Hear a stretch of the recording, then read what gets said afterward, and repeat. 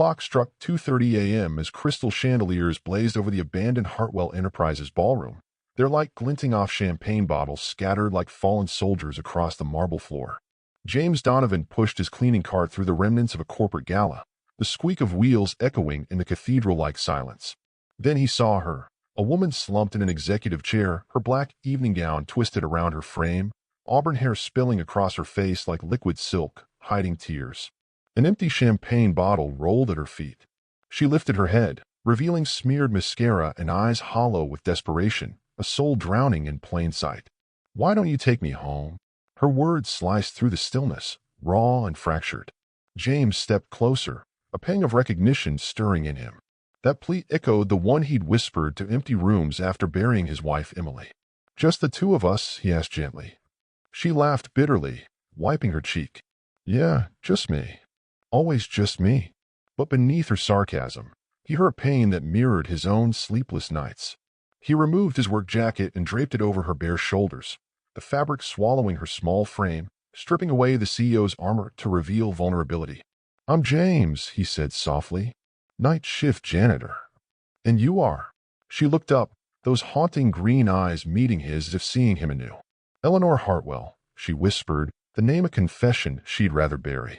"I own this building, and I hate every inch of it." Her voice cracked, exposing fissures in a facade he'd assumed was unbreakable. 3 years ago, James had been a different man.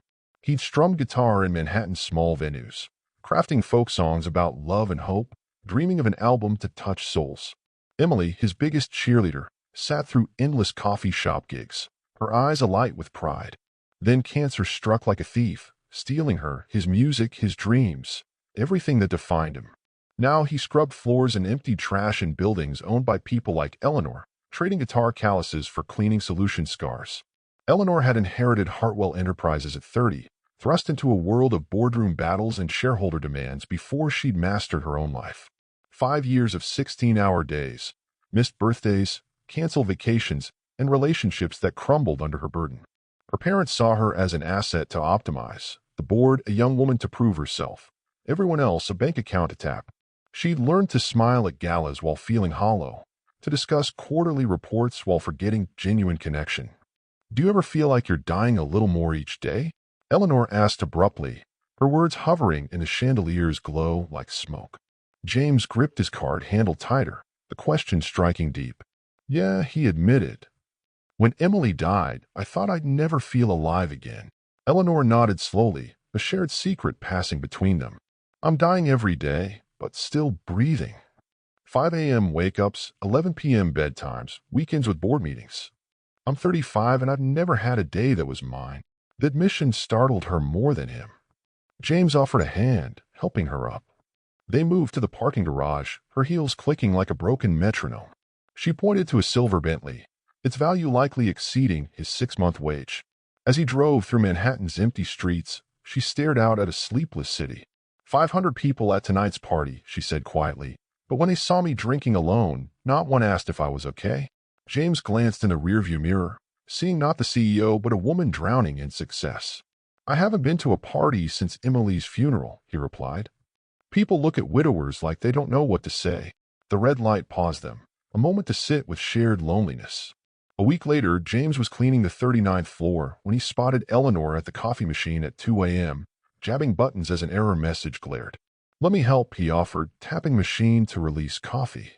"You're still working this late?" she asked, surprised. "Night shift, 11 to 7, he explained. "What about you? Shouldn't CEOs be in silk pajamas?" A near smile flickered. "I can't sleep." Spreadsheet haunted me.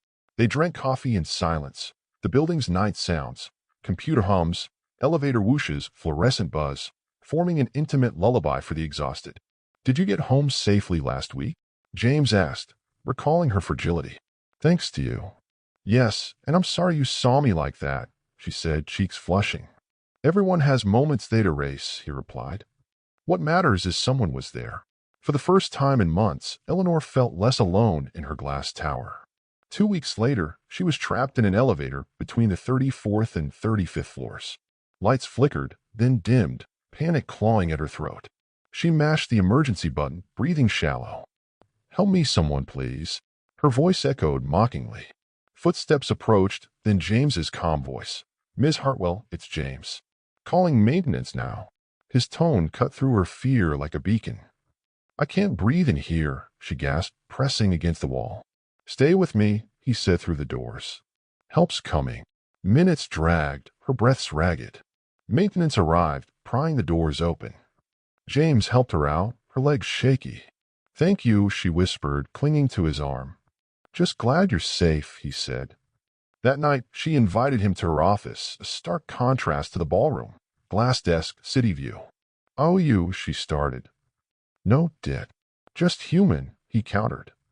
She poured whiskey, offering him a glass. They talked, her isolation, his loss, finding common ground. "Play for me," she said, nodding to his guitar case. He hesitated, then strummed Hallelujah, voice rough but heartfelt. Tears welled in her eyes. "I haven't heard music like that in years," she admitted. Weeks passed. Eleanor began joining him on breaks, bringing coffee, listening to his songs. One evening, she handed him a notebook, lyrics about glass towers and golden prisons, love risking all. "I've been writing," she said. "Terrible songs about mistakes and courage." He read, impressed. Sophisticated chords. Beautiful. She blushed. Lessons at home, small rebellions. They played together, her fumbling chords, his patient guidance, her son Lucas clapping along. As light faded, she packed up. "Board meeting at 7, Educational Foundation expansion. Same time next week," he asked. She smiled. "If you'll teach this slow student." He nodded. Everyone deserves music, especially those denied it. They met weekly, building a bridge across their worlds. One day, Eleanor arrived at a park where James played with Lucas. She handed him a song, the space between us about spanning impossible divides. They played, her timing off but improving, Lucas's joy infectious. "Do you like Eleanor?" Lucas asked. "I'm learning too," James replied. "Best things take time." The music drifted, honest and rare, a testament to second chances. Eleanor walked away lighter, James watched, holding her song and hope. The Hartwell building loomed, but within she wrote, "Learning freedom, two souls meeting in the middle." If this story moved you, reminding you of music's healing power, believe in second chances. Subscribe to Soul Chronicles for tales that inspire and connect. Click the bell for more.